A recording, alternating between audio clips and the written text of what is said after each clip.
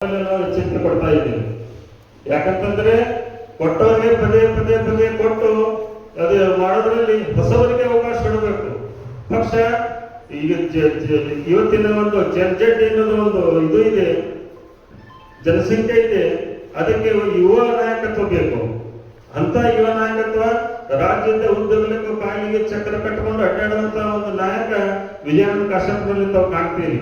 ಅವರಿಗೆ ಸಚಿವ ಸ್ಥಾನ ಕೊಟ್ಟು ಕೇವಲ ಅವರಿಗೆ ಒಂದು ಅಭಿವೃದ್ಧಿ ಇಲ್ಲ, ಇಡೀ ಕಾಂಗ್ರೆಸ್ ಪಕ್ಷಕ್ಕೆ ನಮ್ಮ ಇಡೀ ಉತ್ತರ ಕರ್ನಾಟಕದ ಅಭಿವೃದ್ಧಿ ವಂಚಿತ ಕ್ಷೇತ್ರಗಳಿಗೆ ಒಂದು ನ್ಯಾಯ ಕೊಟ್ಟಂತ ಆಗುತ್ತದೆ. ಕಾರಣ ನಮ್ಮ ಈ ಕಾರ್ಯಕರ್ತರ ಮೊನ್ನೆ ತಾನೇ ಸನ್ಮಾನ ಸಿದ್ದರಾಮಯ್ಯನವರು ತಮ್ಮ ಕೊನೆಯ ಒಂದು ಭಾಷಣದ ಹೇಳಿದ್ದಾರೆ, ಅಣ್ಣವ್ರಿಗೆ ಅಭಿಮಾನಿಗಳೇ ದೇವರಾಗಿದ್ದರು, ನನಗೆ ನನ್ನ ಕಾರ್ಯಕರ್ತರೇ ದೇವರಂತ ನಾನು ಭಾವಿಸಿದ್ದೇನೆ ಅಂತ ಹೇಳಿದರು.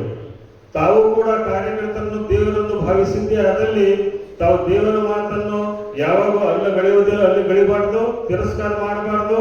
ನಾವು ಪಕ್ಷದ ಸಾಮಾನ್ಯ ಕಾರ್ಯಕರ್ತರಾಗಿ ಮತ್ತೊಮ್ಮೆ ತಮ್ಮಲ್ಲಿ ನಾವು ವಿನಂತಿ ಮಾಡ್ಕೊಳ್ತಾ ಇದ್ದೀವಿ.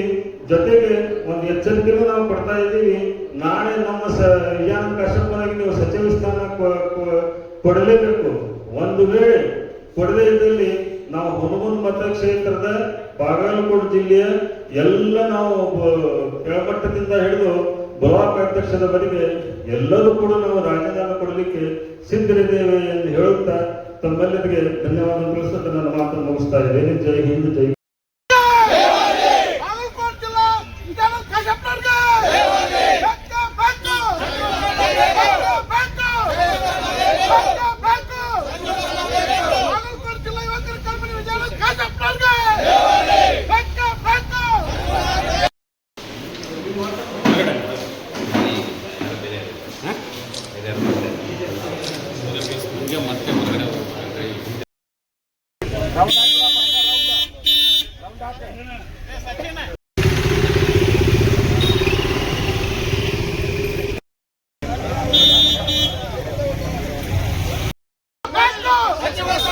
Let's go!